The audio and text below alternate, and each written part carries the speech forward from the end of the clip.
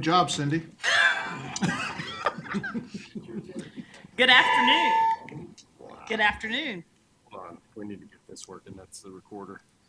Okay. Good.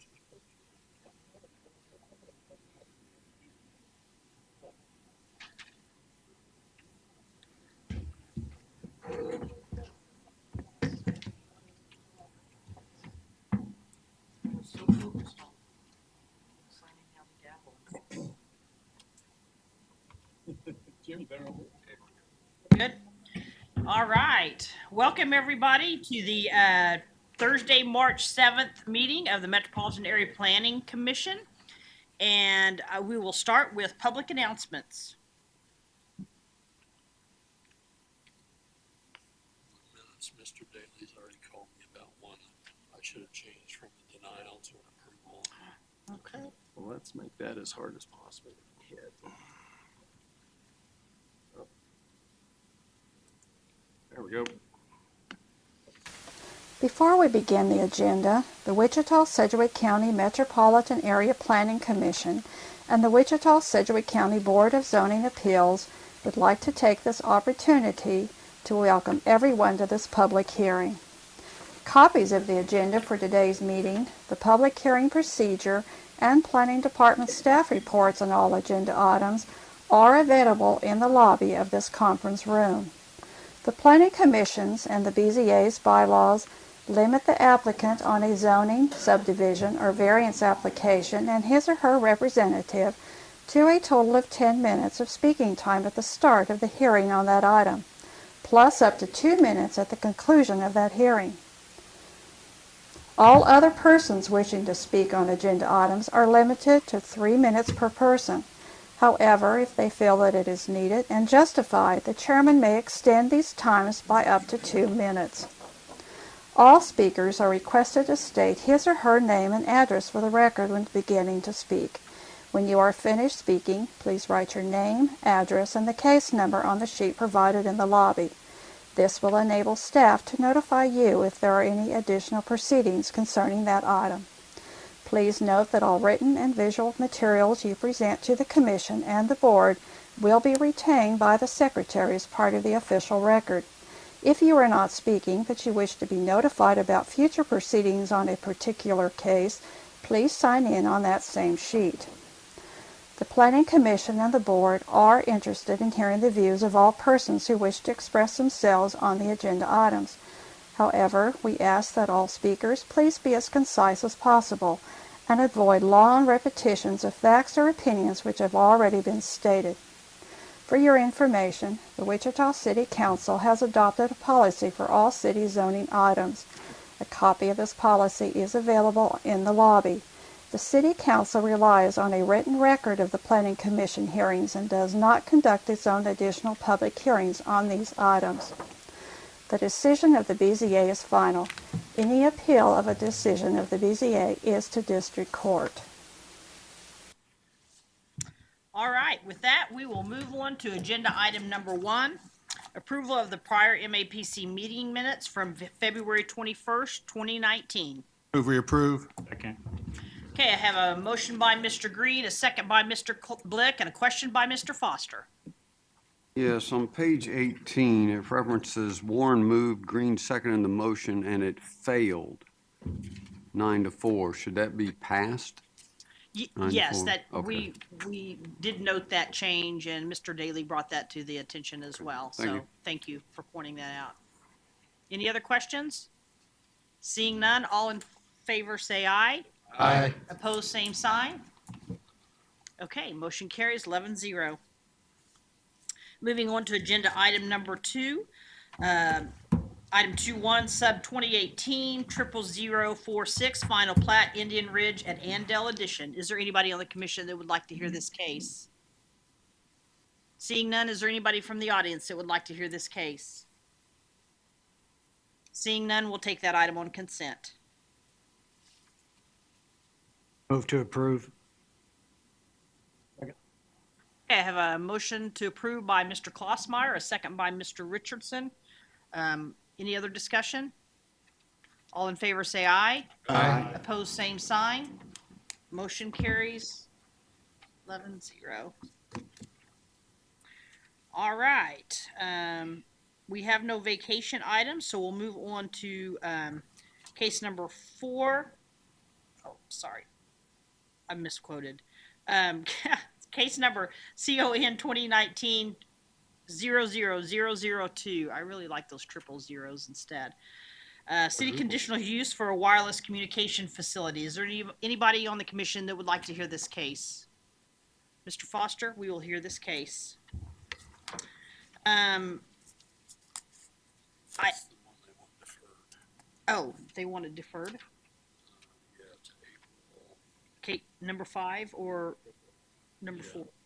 Okay, so we're gonna defer April 19th. case number CON 2019-00003 to April 19th? 18th.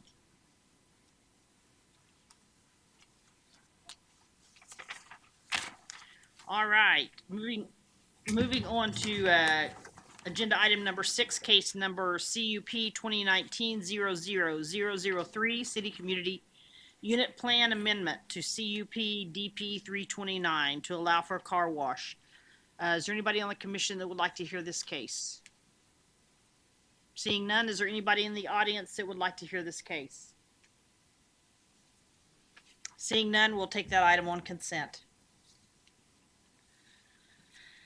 Agenda item number 7, case number ZON 2019-0002, city zone change from SF5 to NO. Is there anybody on the commission that would like to hear this case? Seeing none, is there anybody in the audience that would like to hear this case? Okay, we will hear this case. Agenda item number 8, case number ZON 2019-00003. Oh, deferral date to be determined. That's gonna be April 4th. I don't have that on my papers. Madam Chair, if I could, that case has yet to be submitted. There was an error in the original draft of the agenda, so the deferral date has yet to be determined, and I will Okay. send that out as soon as we Okay, know. so the deferral, okay, it is yet to be determined. All right. Agenda item number 9, case number ZON 2019-00004, city zone change from LI to CBD district for redevelopment. Is there anybody on the commission that would like to hear this case? Seeing none, is there anybody from the audience that would like to hear this case? Okay, we will take that item on consent. Agenda item number 10, case number ZON 2019-00005, city zone change of 28 lots in Reserve F from SF5 to TF3. Is there anybody on the commission that would like to hear this case? I will recuse myself from that item. Thank you, Mr. Klossmeyer. I Mr. should Foster. note, I need to recuse on item 9 as well. Okay, thank you. Is there anybody from the audience that would like to hear this case? Seeing none, we'll take that item on consent. Motion to approve 6, 9, and 10. Second. I have a motion to approve by Mr. Blick, a second by Mr. Hartman. All in favor, say aye. Aye. Opposed, same sign. All right, motion carries. So we will go back and, Mr. You're up.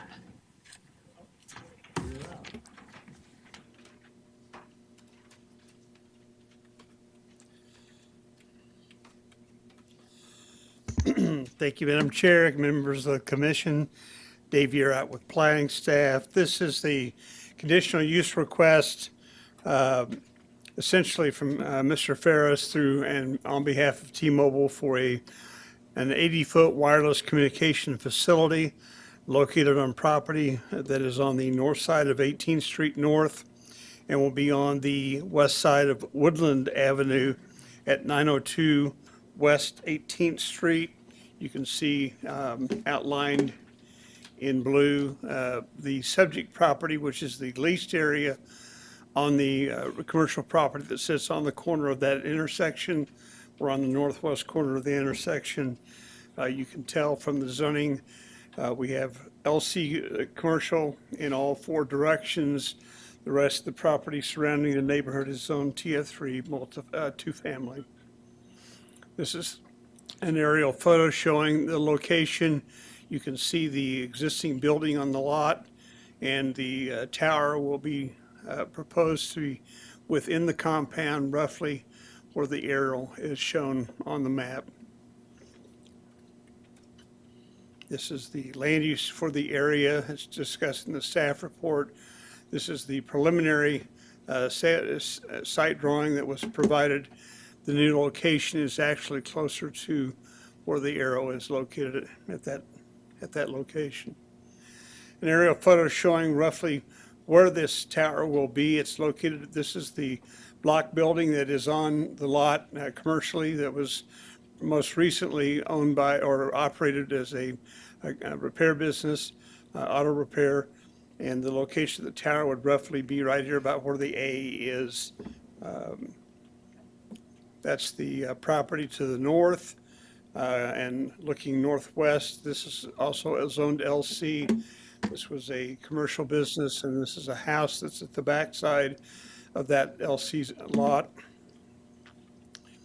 This is looking north along Woodland, looking east across Woodland from at the property across the street, looking to the southeast. Again, even though this is a house, it is all zoned LC, looking directly south from the subject's property. This is looking east along 18th Street. We're back looking north at the site, looking west along 18th Street. Staff has gone through and identified that this is in conformance with the requirements of the Unified Zoning Code. It complies with all the setback requirements. It meets the spirit and intent of what the wireless communication plan says, and we're recommending approval. Be happy to answer any questions you've got. Richardson. Dave, do you have a aerial or a map that can show us the recent location that was turned down by the city commission and how far away this is from that? Well, the most recent location was it 13th and the river? 13th and River. So we're not very far away from that. no. And the agents here, I think, to talk about this is an intent to have a tower that will provide the same service that they're after within this area. I think the agent could address that.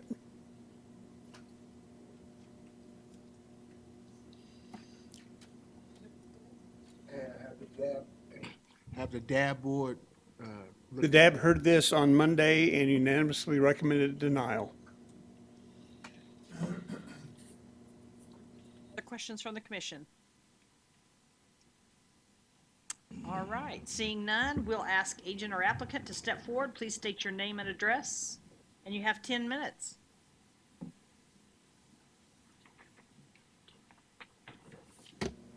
Madam Chairman, members of the Planning Commission, my name is Greg Ferris. I represent APC Towers. And with me today from T-Mobile is a couple of their site acquisition representatives, as well as their RF engineer, if you have some specific questions regarding those types of things. I don't remember which planning commissioner asked. I think it was Mr. Richardson asked about the other tower. We did seek a tower down along 13th Street. City Council rejected that, and in their rejection, they cited its proximity to the historic properties of Manissa Bridge and some other issues there. There may have been some other factors, but those were the primary factors for the rejection. So when I was tasked with finding a substitute location, I went to many different locations. I talked to a couple churches. We actually thought we were going to be able to go on the North High property. Actually submitted it as a candidate, was approved by T-Mobile. The school district decided they did not want to release any ground for a tower, so they rejected that. So that site was out of the option. When I looked at the tower on 13th Street, the neighbors suggested that I should look at 13th Street. I wasn't aware of the depth of the commercial zoning, So when we went back and looked, I was able to find a location that wasn't directly behind a house. It was instead behind a building and between two commercial properties. So we felt like this was going to be an adequate location. So we pursued this location and got a lease. State law no longer allows the local jurisdictions to consider the need for the tower, but we still submitted radio frequency plots that show why we need this tower. I wanted to be thorough and make sure, even though state law doesn't require you to consider that, I certainly felt like I had the option to give you that information so that you would be able to make the most educated decision you could. So we submitted to showing that there's a need. Also, you're not allowed to consider alternate sites. But in my narrative and in my discussion today, I'm telling you that we looked thoroughly through this area to try to find another site that would be appropriate to be able to serve Riverside. This appears to us to be the most friendly site to be able to do that. We've lowered the site to an 80-foot tower. I'll remind the Planning Commission that 80-foot tall structures are allowed by right in limited commercial zoning. This would meet the compatibility setback, so if this was an 80-foot tall building, it would be allowed by right without any zoning, so that we feel that the 80-foot is an appropriate height. It is also the height that the RF engineer has determined is what is required. While I've told you a few things you're not allowed to consider, you certainly must consider those review criteria that are in the zoning code. I'd like to go through those and make sure you understand how we believe that those certainly meet the criteria. I think staff has identified 3 of those. We concur with those. We believe the character of the neighborhood, if you see in that area, there's a mix of use of commercial, of residential uses and office uses. So we believe it's a mixed use area.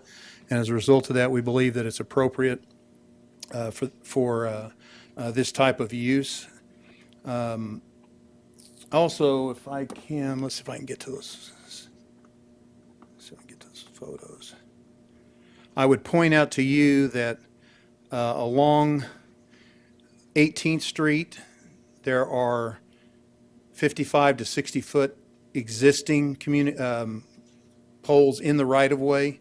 We're going to be approximately 20 feet taller than these, so we believe, again, as you consider the character of the neighborhood, that's an important thing to consider, so we believe that also. Staff has identified the suitability of the subject property as one of their, we would agree with that. The extent of the removal restrictions detrimentally affect nearby properties. I want to address that a little bit. We'll have people at hearings come forward and say, we're in the real estate business and we know that towers affect real property. There's not been a court yet that has determined that that's accurate. We will also submit to you that if you try to go to the appraiser's office and tell them that you should have their property value reduced, they will not do that unless you can prove that has done that. And to my knowledge, in Wichita, no one has been able to demonstrate that a tower has devalued their property. There are towers that are closer to this, to residentially zoned property in Wichita, many locations, and we cannot find where that property has been devalued. So while anybody can say that this property, and they believe that, no one has yet produced information that is able to be verified and justified even in a court. So we believe that there is no detrimental impact to the area. Again, especially with the electric poles that are in the area, we're not going to be significantly different than those. This property has been vacant for a significant period of time, so we believe we meet that criteria as well. The relatively gain to public health and safety, we think that there's an enormous gain to this area. Everybody knows now that wireless communication is not only for making a cell phone call, but it also is for internet access. You can go to a carrier for $40 or $50 a month. You can get phone service. You can get unlimited internet service at a 4G and soon to be 5G speed, which makes it much cheaper than going to a lot of the other alternatives. So we believe there's an enormous public gain to that aspect. We also believe that that people have a right in their homes to be able to use these types of devices. And so by doing that, we are actually having a gain to a very large number of people. If you look at some of the reports that the engineers provided you that show the volume of people that are using this in this area and why the capacity is needed to be offset, we think that is demonstrated as well. The conformance to the plans, we believe that staff has identified that. If you go through the wireless plan, we've created a monopole. We've done it in a color that is a neutral color. There's a building and trees that hide parts of the tower, which is also part of that. We believe that if you go through the wireless plan, we'll find that this does that in a great amount of ways. There is no impact on community facilities. Towers generate very little traffic, so there's no negative to the community facilities. We also don't use water and sewer, so there's no impact in that regard. So we believe we also meet that criteria. I will tell you that there is organized opposition support, so we will not claim that we have the support of the neighborhood residents. But we also, the last item is consideration of professional staff. Your staff has recommended approval today. So I think when you look at the body of what you are supposed to look at when you are evaluating a tower, that we meet the criteria as laid out in the zoning code and also in the golden rules, and therefore we believe this tower is appropriate in this location. With that, I'd be glad to answer any questions you might have. Click. Greg, let me get this right. On this chart right here, it says voice and data traffic and area. So in 2017-18, it went down maybe 1,000, but then in data, it's tripled. That's correct, sir. And that's really what's happening in the industry. And my wife won't make phone calls anymore. She uses text, but she's on, Twitter. She's on pulling down stuff off the internet on a regular basis. And that's what most people are now doing. They're using the phone less to call and more for the data services. And to be able to have the data that's required, we need to have this tower. T-Mobile is on several towers in this area. There's one at 21st and Waco, and you can see those are on your map. There's one at Twin Lakes. There's a rooftop over near Oak Park. I can't remember where the other one is. I think there's one on 18th Street, Broadway and 18th. So those towers now have reached capacity levels. If you have some, questions and like to have an education on RF engineering, we happen to have one here today and be glad to do that. I don't know if you're that interested, so I won't go into the details, but be happy to if you need that. That was a question I had, is the benefit of it is it looks like it's going to serve 3 times as much for data-wise, and it's a growing thing, and so that's a question I just had, is the benefit of it. Foster? Several questions. Please confirm, when we last had a discussion relative to North High, my understanding is they were getting out of the business of having the towers on their properties. Is that correct? It's a little bit of a mixed bag. I represent the school district. I want to fully disclose that. And so, I'm negotiating with Verizon on, for example, the Hadley Tower. The Hadley Tower is in a location that the school district feels is okay for them, and so they're moving forward with that. At North High, however, I talked to them about rebuilding that tower, about moving it. We're going to move it up to the north end of the property. And like I said, we actually went through that process with them, got to where we were ready to start talking about a lease, and they decided they no longer wanted to do that. The reason that they don't want to have a new tower where their old tower is it's right up to an area where their building is and also near their ball fields, and they think that if they ever want to do any expansion or have it, they needed that area to do it, which is the reason why they asked us to go north. We did.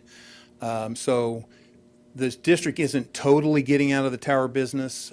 They have some towers that are not suitable for co-location because they weren't built strong enough to handle antenna arrays.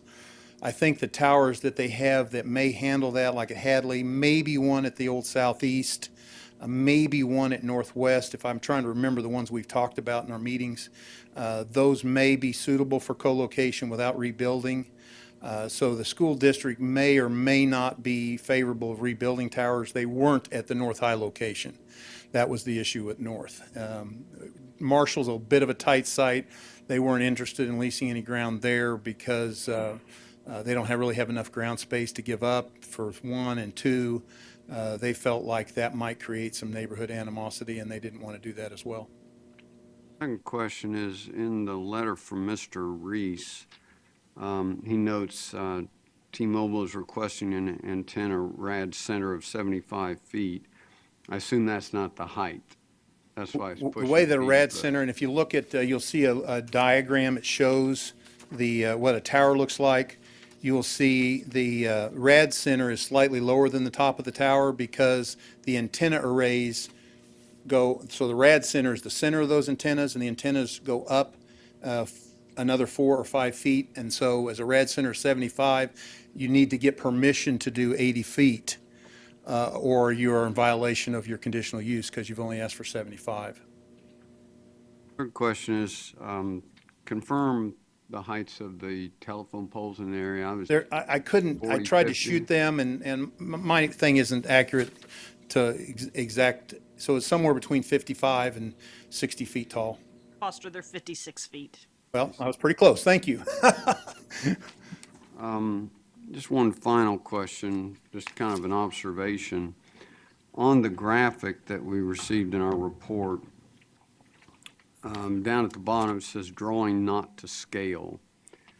I would suggest in the future to provide a true representation. If you go to the effort to scale this off, the height is only 2/3 of what the actual height would be. It's only showing about a 57-foot height compared You're to. talking about this drawing? Yes. The reason we do that, and that's why we also provided you this drawing, this photo. This photo is 80 feet, so I took off the top 20 feet, it's a 100-foot tower. So that gives you an exact representation. So the idea is to show you what a tower is and where the antenna arrays are, but the photo was to give you the exact representation. I'm actually talking about the diagram. Okay, I understand, and I'm glad to do that in the future. Thank you. Mr. Richardson.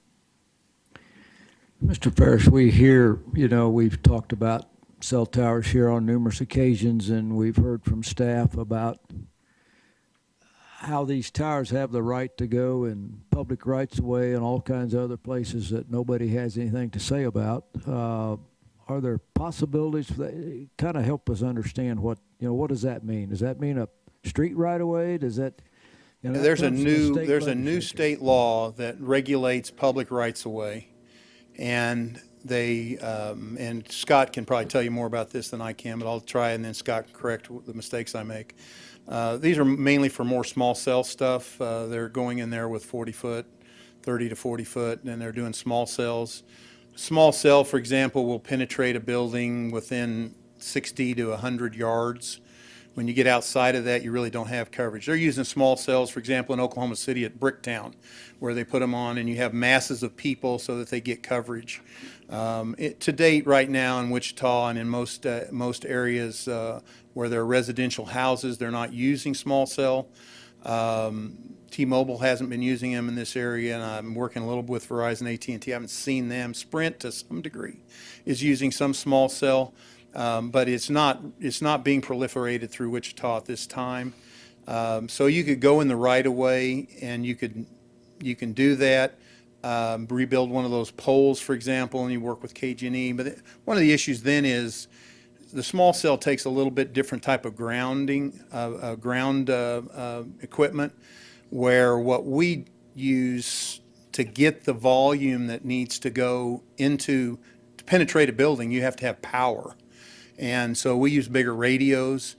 So there really isn't often enough right-of-way to build those kind of things in the right-of-way. So when you get away from small cells and go to towers, where you're trying to proliferate more of that through buildings and get a broader coverage, If you look at the wireless plan, for example, there'll be a step down. You know, I used to do nothing but 190-foot towers, and then it was nothing but 150. Then it was nothing but 120. Well, now we're talking about 80-foot towers, which is exactly what the wireless plan said would happen.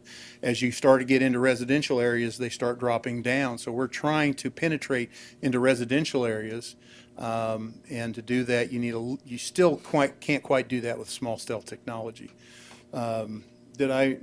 Justin, did I misstate anything there? So the RF engineers are shaking his head. I didn't miss it by too much, so. So we're saying that there's, are we saying you can't put 80-foot towers on public rights of way? I mean, No, Scott, help me you understand. could. That's possible. So in theory, they could have a tower on public right of way and we wouldn't be having this conversation today. Not before the planning commission, that's correct. And it would go to the city commission? Actually, it's handled administratively through the city engineer's office. Through the city engineer's office. Okay, so I'm just theoretically here. Yeah, I mean, I could put the 80-foot tower in front of the building instead of behind. Yeah. And, put lease the space from him, yeah, you could do that. I don't think that makes as much sense putting it behind a building, but, it certainly could have that discussion if that's where we needed to And so go. the state law says it's in public rights of way, not necessarily on any piece of public property, I assume. Is that?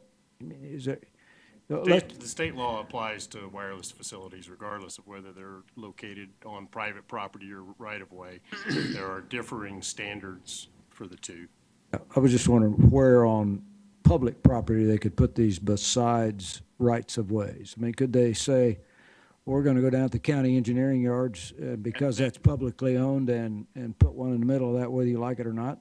No, publicly owned property that is real property, there is no mandate from the state or the feds that public agencies that own real property allow a wireless facility to be located on that real property, just right-of-way.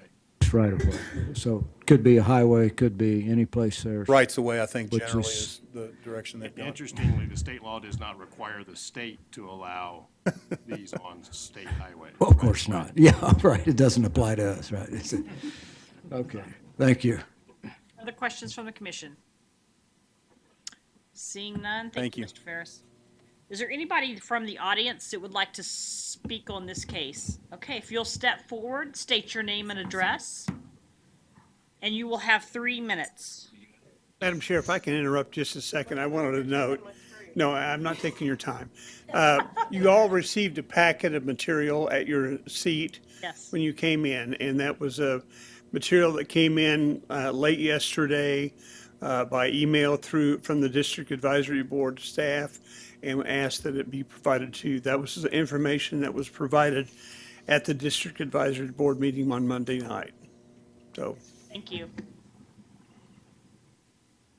Hi, my name is Beth Harshfield, and my husband and I have owned the property at 1911, 1913 Woodland, which is approximately 6.5 feet from where this cell tower is going to be built. We were also instrumental in helping deny the application of the cell tower at 13th and the Little Arkansas River, adjacent to the Riverside Park. This is also 25 feet from that house that you saw in those drawings. So even if this is light commercial or limited commercial, it is, we have been renting this house out for the last 20 years to families. And we're very concerned that anything falling from this tower, ice on a windy day, it's going to create a hazard for the people who live there. In fact, we've had several people look at it and we said, oh, by the way, there's going to be an 80-foot cell tower right here, and they're going to go, no way. They don't want to be around it for several reasons. The perceived health problems, or real ice falling off, or any other hazards to cars, humans, or pets. This neighborhood is not a fancy neighborhood, but it definitely has character. And the people who live there, as you'll find out from many of them who are very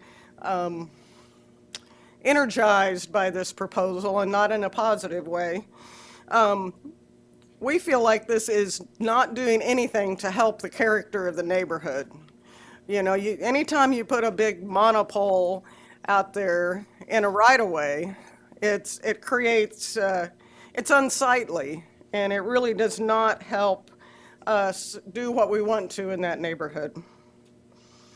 The other thing I'd like to see, to make everybody aware of, is when we were fighting the other cell tower, and we had a meeting at our offices, Exhibit Arts. My husband and I own a business, Exhibit Arts, and we talked to Greg about putting it in other areas in Riverside, and he basically said that nothing in North Riverside would work. The trees were too tall, the neighbors are too tight-knit, the houses are way too close, and T-Mobile had told him to abandon the site, that it was too far from coverage needs, and it needed to be further west.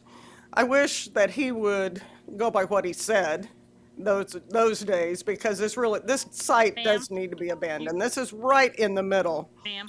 of a residential. Your time is up. Would you like an additional 1 minute? No, I think I've said it all. Thank you so much for your time. Question? I'm sorry, my phone is just making noise. Yes, Mr. Green. Must not be T-Mobile, huh? Oh, I'm sorry. Was there questions? Yes. I thought the axe was going to come down, you know. No, the axe is not coming down. Mr. Green. You've owned your property for how many years? 20 years, How long has it been zoned limited commercial? the whole time. We haven't changed the zoning on it. There's never been a need to. Mr. Hartman? You mentioned you were 6 feet away? Because when I'm looking on this map, it looks like the tower's 10 feet from the building, and it looks like it's... I'm sorry, more sir. than- You got to talk louder. I'm deaf. Okay, you mentioned that the tower would be 6 feet away from your property, but The tower fence will be 6 feet away from our building and 20 feet away from our house, the way that we went over and measured it the other day. okay. Ma'am, you'll have to stay at the podium, please. Okay, I was going to try to show what. Yeah, you'll have to use the mouse because Oh, I we're see what you're recording saying. and Can I- we won't be able to hear you. Okay. Okay, my property's right here, the way I see. No, yeah, it's right here, where that arrow is. And see I've got a commercial building right here, which has also been a rental for a person. And then there's a 4-bedroom, 2-bath house that sits behind it. The other thing that we would worry about is it also blocks any access, because there's always been kind of an access road there that they're putting this big fence around. If there would ever be a fire in that house, I don't know how they would ever get any emergency services to it. Other questions from the commission? Okay, seeing none, thank you, ma'am. Is there anybody else from the audience? Okay, if you'll step forward and state your name and address, and you'll have 3 minutes. My name's Betty Park, and I live at 1912 North Burns. And it's hard for me to look at a map and tell you, but the property, Richardson's, and then there's the building here that they're talking about that's vacant, and putting it right behind. My backyard backs right up behind. Yeah. You stay there. Yeah. Yeah, it'll be my neighbor, that tower, if it goes in. I really don't want a tower as a neighbor. I have grandchildren, great-grandchildren that come over and play. I don't know if that's a hazard to health. I just know, I feel in my heart that it will decrease the value of my property, as well as Richardson's property. So fact, he connected a fence between us to keep people from driving into my yard at one point, which I thanked him for. But anyway, I just wanted to let you know that I'm not happy about it. And surely there's other spots. There's a great big tower at Twin Lakes. That's all I got. Ma'am, if you'll stay up just a minute, let me ask if the commissioners have any questions, please. Okay. Questions from the commission? Okay, thank you. Thank you.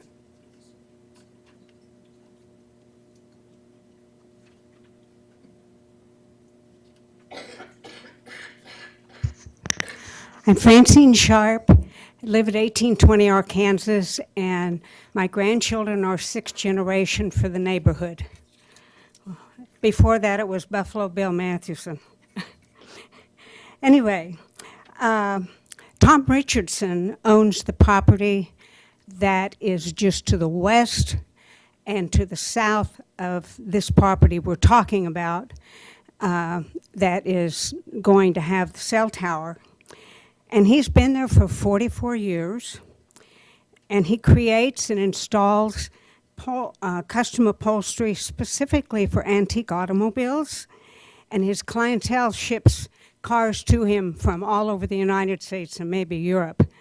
And he would like to have been here today, but he had to meet a vehicle that was coming in. Now that road, the chat that is behind the buildings and up to the fence and the business line of the lady that spoke first.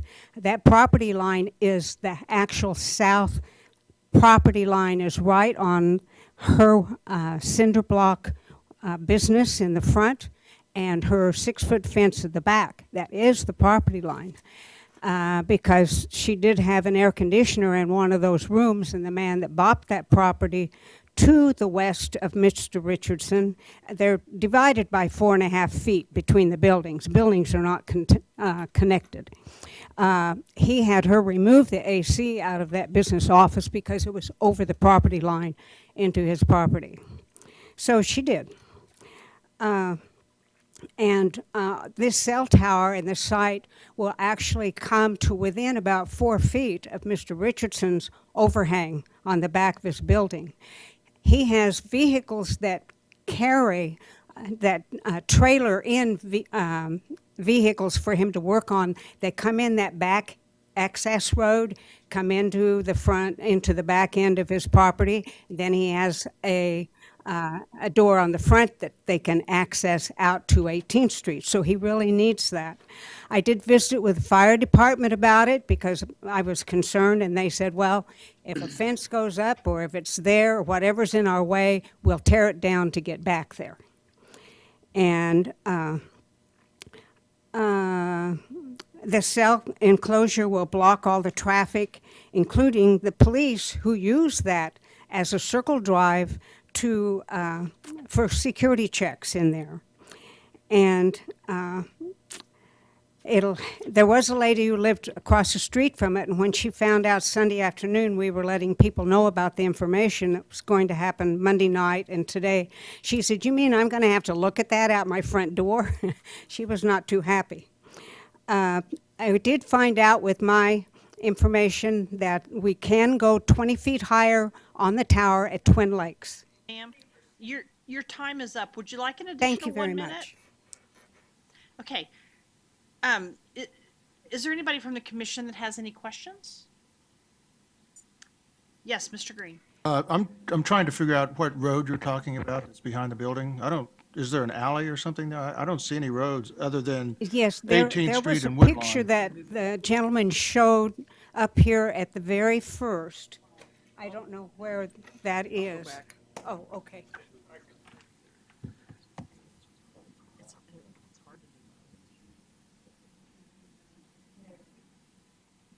Is that, This is used, I think, as access around both of these buildings. That is not an alley. It's privately owned by the landowner.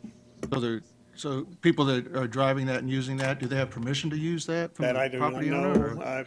Or is it just It's just trespassing? been something that's been going on apparently for years, but it's not a public road nor an alley. It's just something that people have used. Okay, thank you. Other questions from? That picture with the car, that's Tom's car, truck, and that's his building and that's his property out the back there. Other questions from the commission? Okay, seeing none, thank you, ma'am. Thank you so much. Is there anybody else from the audience that would like to speak on this case?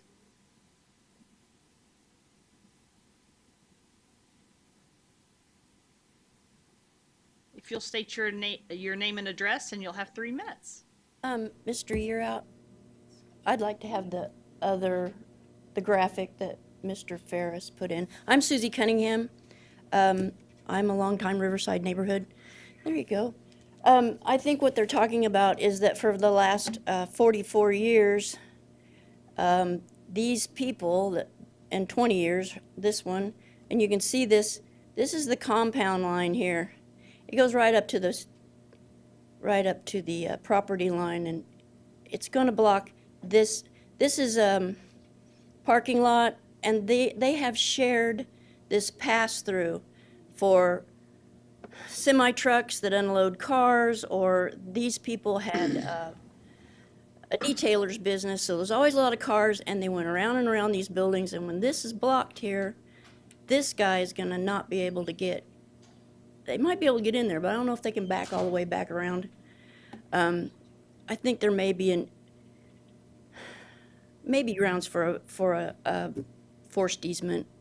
You'll have to file the papers, but anyway, I too don't believe that it's consistent with the character of the neighborhood, and I think you two still, under whatever rules and new rules and old rules you cite, you still have the tool to reject on the basis of that it's not consistent with the character of the neighborhood.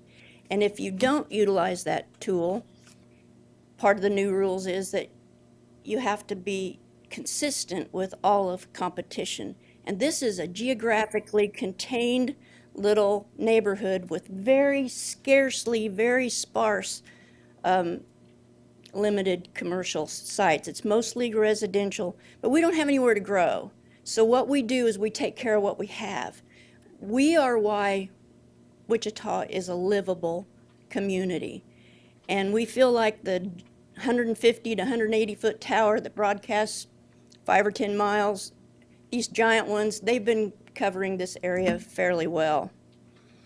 I too was at the meeting when Mr.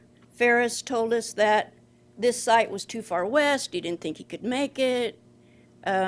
He said, if we can't find a spot, we will abandon it, or it's called exhaustion.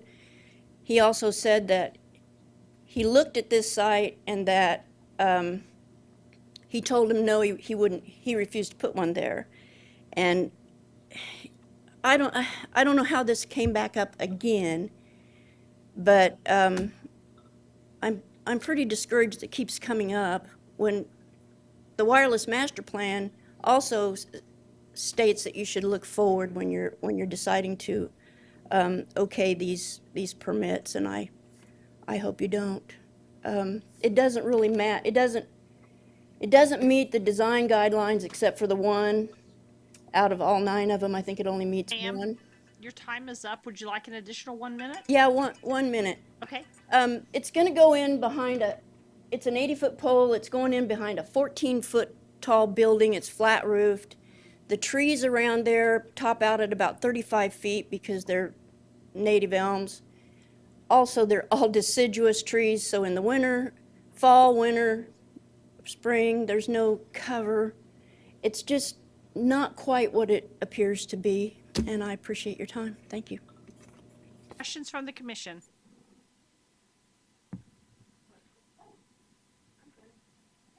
Mr. Foster, did you have a question? Yeah, I'm curious. We haven't heard much information about spotty service or things like that. You mentioned generally good. What kind of problems have you heard neighbors talk about? Well, I have T-Mobile. I've had it for a long time, and I don't have any problems. I do, however, live south of there quite a ways. I work at North High. Now they have their own wireless now. It's underground. And that might take some of the load off of that use that we're talking about, the data going up, because kids didn't have adequate service then, and now they do. I'm not hearing it. I hear it more on the east. Actually, a police officer said when he goes east of Waco, he has a problem.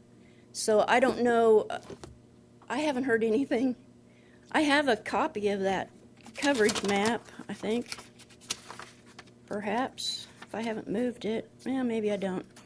If you look at their site, the bright pink shows that it's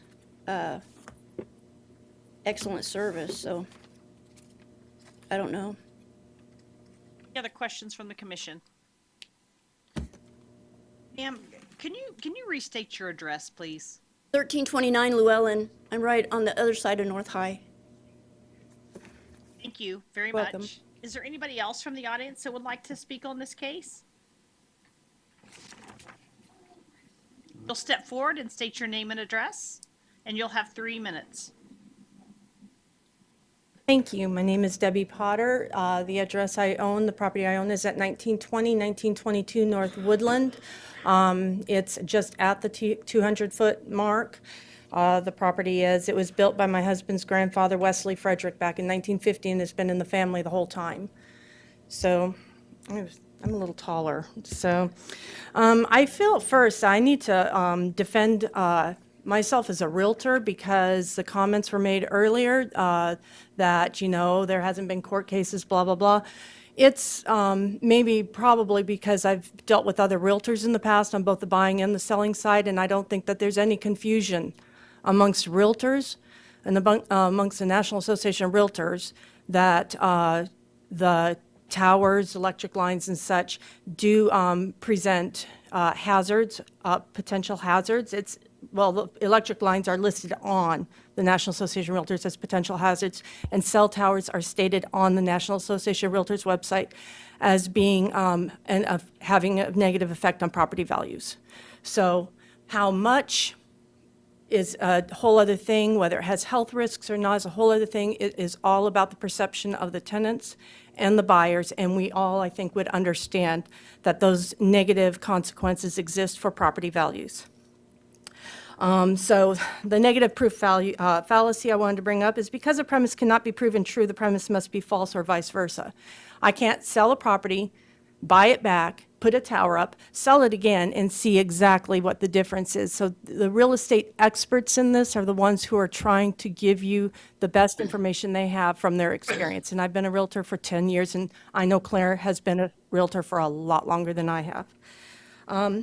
That being said, I tried to get this paperwork for you guys yesterday, and I was not able to get it until I just went to the 6th floor. So Ron up on the 6th floor has this. I can probably want these back, but I'll pass this out. Westar has already accepted that electric lines and cell towers do have negative impact to property values. Because of that, I was able to pull the easement off of my property. I live out in the country. They were wanting to put up easement where the lines could be extended, including cell towers and metal poles. And I said, well, that's fine, as long as you want to reimburse me my lost property value. And I was dealing with a realtor, and they decided it wasn't worth their while to give me my loss of property value for metal poles. So on my own personal residence, I was able to have it stricken from the easement. And here's my neighbors in front, on either side of me, did not get that done for them, but I did, and I'll pass this around. You can pull the document numbers off the top and get copies for yourself.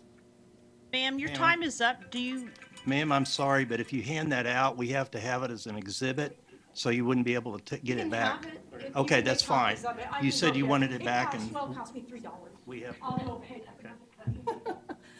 ma- your time is up. Would you like an additional 1 minute? Let me see if I covered everything I wanted to say to you. If I could have 1 more minute, I will say that I have, besides being a realtor for 10 years, I've been in property management for 9 years.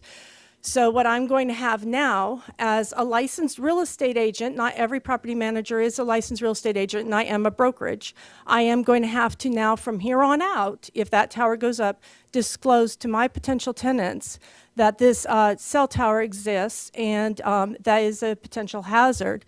That is my ethical responsibility as a real estate agent, and I hope that any of you who are real estate agents, or more likely realtors on this board, would communicate to one another on this board the accuracy of what I'm saying on that.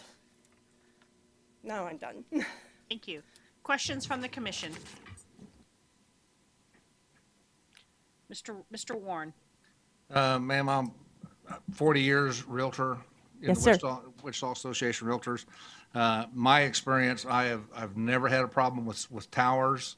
The closest that I've come to it has been the high electrical, the really big transmission lines being too close to the transmission lines because of electromagnetic concerns. That's the only time in my 40-year experience that I've ever had a problem or an issue with any kind of poles, powers, anything that concerned people was around those electromagnetic lines. So my experience has not had a problem with normal telephone poles, normal tower poles. It just has not been an issue. So that's my experience. So. Yeah, I've had different experience. I've done about probably around 75 transactions is all in my career. So real estate transactions, I have had people walk away from properties because it was within half of a mile of, I had the buyers in that situation, half a mile of transformation substation, or, transformer substation, which those are more unsightly. But then a tower that's, 80 to whatever feet tall right next door to your house is definitely, we just have to professionally disagree if you think that wouldn't affect that person's ability to sell. If you have two properties equal, same properties, one has a tower that's 80 foot tall and one that doesn't, to me, even the National Association of Realtors seems to have found enough real estate agents that think that that's an issue to mention it on their website. Thank you. Other questions from the commission? Okay, thank you. Yes, ma'am. If you'll step up to the podium. That's fine. Just if you'll state your name and address, and you have 3 minutes. Claire Willenberg, 1402 North Garland. And I've been a resident there most of my numerous years and still live there. I've also been a realtor for at least 30 and very active in the community for at least that long. So a few things I just wanted to say quickly. Oops, Susie, it went off. Oh, there it is. Court case. United States Court of Appeals for the 11th Circuit upheld a denial of a cell tower application based on the testimony of residents and a real estate broker that the tower would reduce values of property in close proximity to the tower. That is cited in the papers that you received. Also, the Appraisal Institute, which is the premier place for appraisers' information. You have in the packet you just got today a letter from a real estate appraiser who's been one of the well-respected appraisers in Wichita for, I would say, at least 20 to 30 years, has written a 2-page letter citing a lot of information from the Appraisal Institute and her opinion that she has to, or not her opinion, her guidelines, that she has to point out things like cell towers as a nuisance and a hazard, and that mortgage companies look at that information. It does have an effect. There is also a lot of information, statistical surveys that utilized some of the same hadrianic types of calculations. It wasn't all surveyed, but the survey that you do have is 1,000 people surveyed who said, given a choice, they would lease or buy away from a cell tower. The way as a realtor, when we go in, if we see something in the environment or with a house down the block that's blighted, we reduce the suggested selling price because we have to compete against homes in better locations. You also have a letter that is from 5, and I'm one of them, realtors. They live in the neighborhood. One of them is a broker for one of the prominent real estate companies in town, not the one I work for, but another competitor.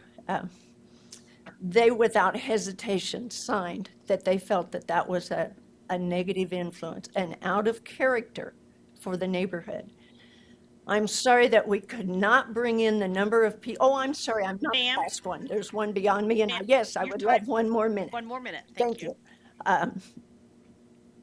At the at the DAB meeting, we were able, because it was in the evening, to pull in many more people who were upset about the possibility of changing the character of our neighborhood.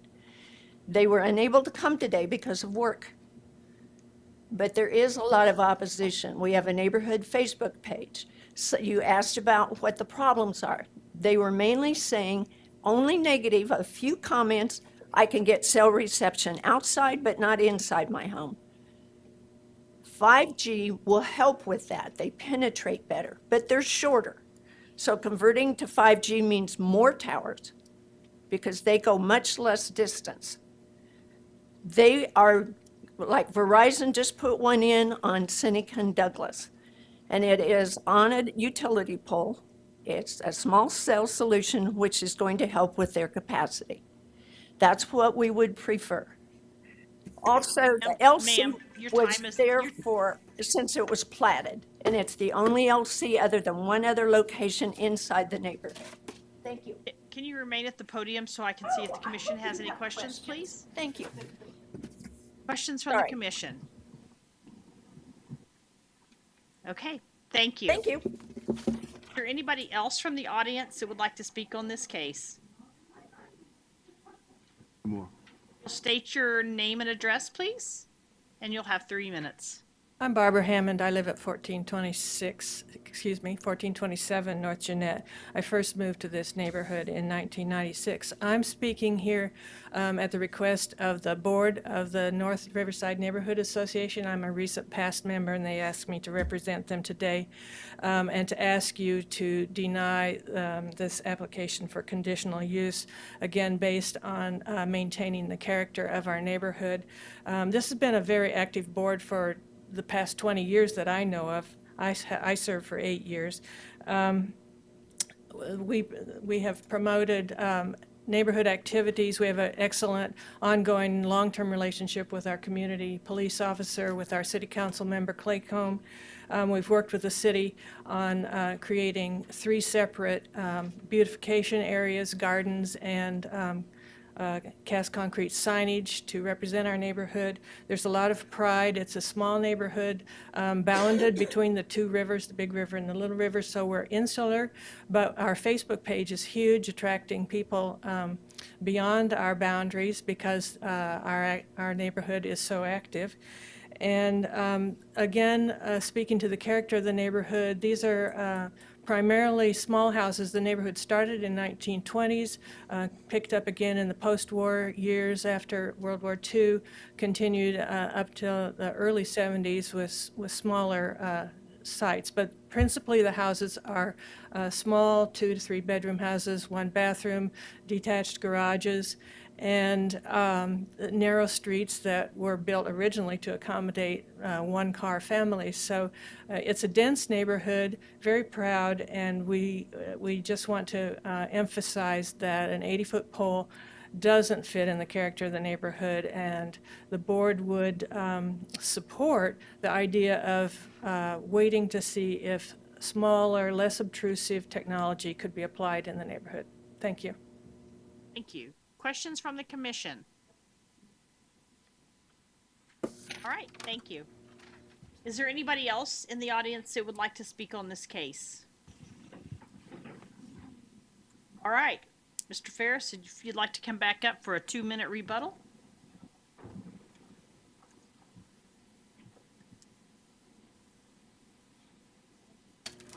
Yes, ma'am, thank you. I will point out that this area is private property, and whether it's been used in the past or not, it remains private property. The owner of that property has intended to fence off the entire parcel, which would close this access anyway. So that was, he and Mr. Richardson, and I know this because I was working with Mr. Richardson to put a tower on his property, but we couldn't get access because that wasn't his access. So we decided that this location would be better. It also was further from the residential, so it seemed to fit a little better. So the idea of whether or not that access is going to be blocked, the fire department would have access to that. They will not. They do not today unless they just use it because it's there. So whether I fence it off with my tower or the owner fences it off because he wants to secure his property, that's his right. And we'll do that in the future as well. I will also point out that 5G technology is a speed. It is not a power, and I'll be glad to have the RF engineer explain that to you so that when 5G comes, it's not going to increase the ability to penetrate buildings. It's a speed issue. Also would like to tell you that, if I can get to that, wrong direction.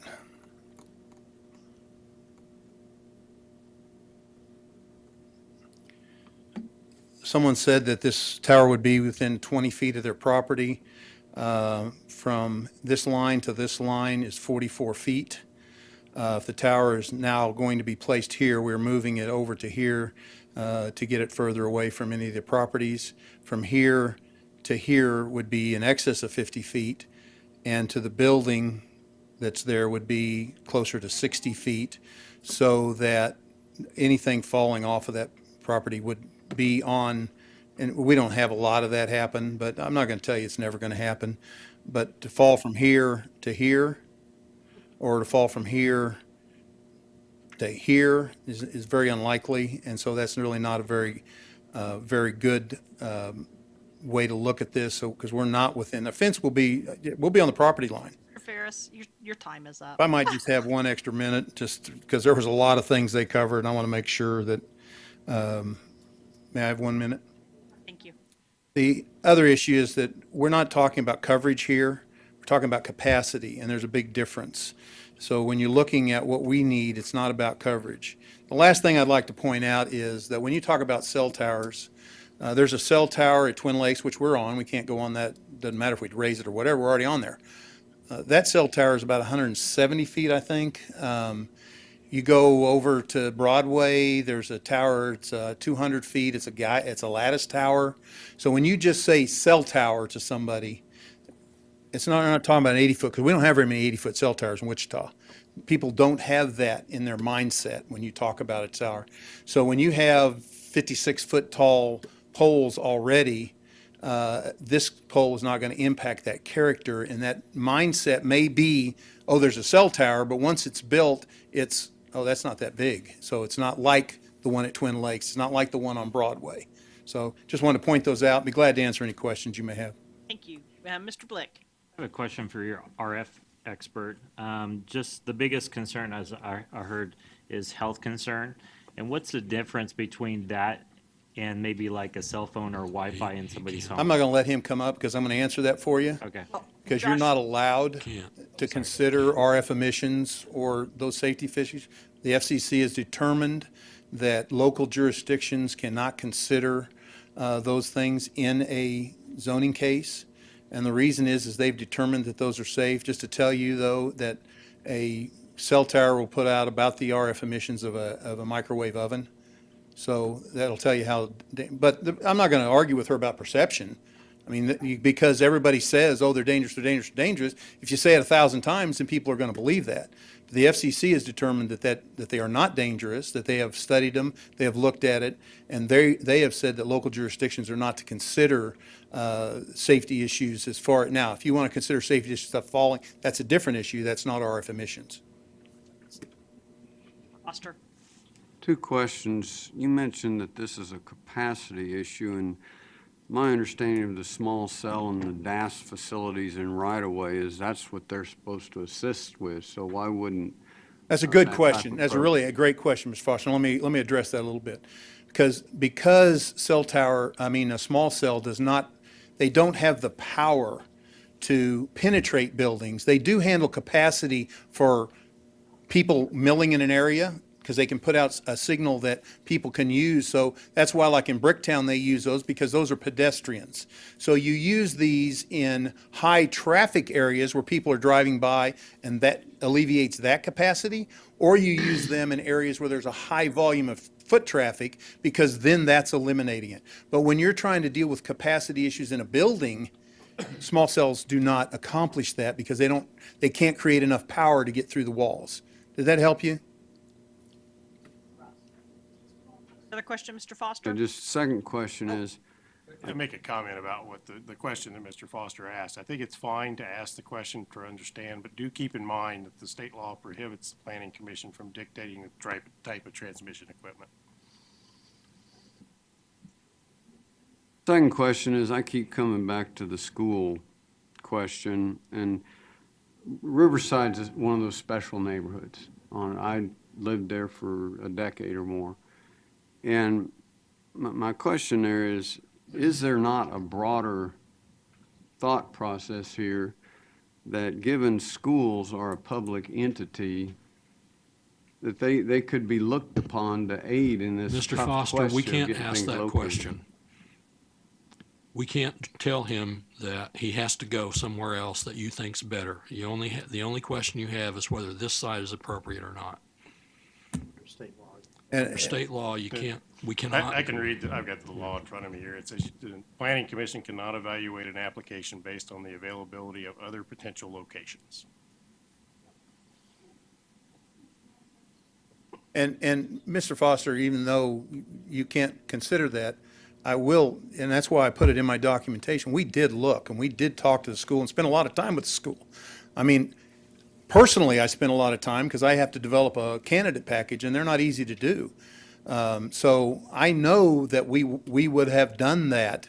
So we can say all day long, we would like it to be on the school, and even if you could say that, it doesn't matter. The school's not going to let you go there. So it's pretty simple. Other questions? Thank you very much. If you have any Thank you. questions during discussion, we'll be available. Thank you. All right, we'll bring it back to the commission for action. Move to approve as presented. Second. Okay, I have a motion to approve by Mr. Warren, a second by Mr. Green. Discussion. Mr. Foster. I think the last bit of the discussion really helped me solidify my thinking on this. This is one of those compromised locations. This has been a tough one to locate. But the last bit of discussion there helped me, that I'm going to offer a substitute motion to disapprove the application as presented. Do I have a second on that? Okay, so dies for lack of a second. Mr. Bill Johnson. Well, I think we all use this equipment, and we're going to have to make it where it works. This particular case is right in LC zoning. If these are residential homes in residential zoning, I maybe look at it a little bit different. The other thing is it wasn't a workshop, but a meeting here a couple of weeks ago for an hour and a half, and cell towers come out, but it sounds like Wichita's probably more restrictive than a lot of cities in this state. And maybe even to the point maybe we're asking for stuff that we can't ask for. So with staff agreeing that this is okay, I'm going to support the motion. Other discussion. I agree with Mr. Johnson. Right. If no other discussion, all in favor say aye. Aye. Oppose, same sign. Okay, so we have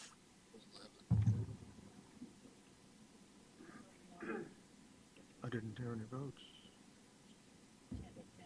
10-1. carries 10-1. Mr. Foster. Yes.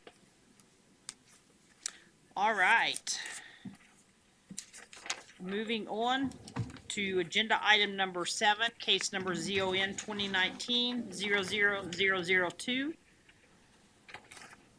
Philip's going to present on this case.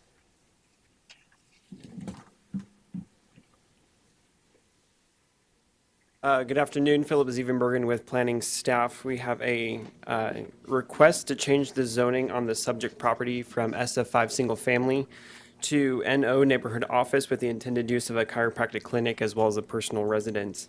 The site is located about 1,000 feet south of 29th Street North, and it's directly west of North Tyler Road, as you can see here. Currently is owned by the Mays School District. They are looking to sell it to 777 Management LLC, contingent on this rezoning case. The property has been vacant since 2007, or 2017, I'm sorry.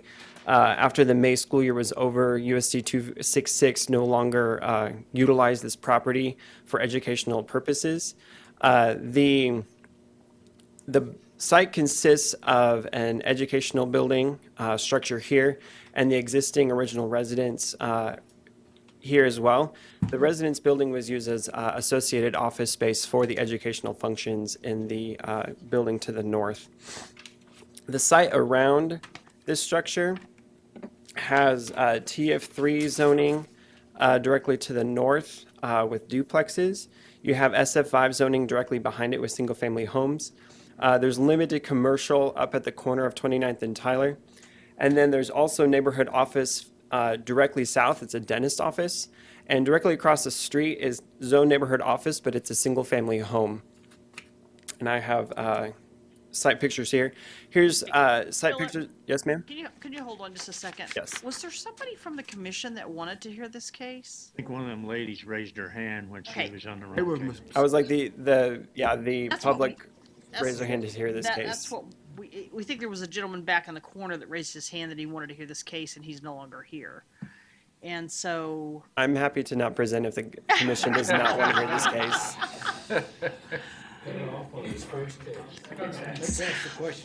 I will do what the commission decides. Check, see so if is there anybody that would like to hear this case on the commission? No. Is there anybody else in the audience that would like to hear this case? Fantastic. Motion to approve. Hey, No problem. Motion approved.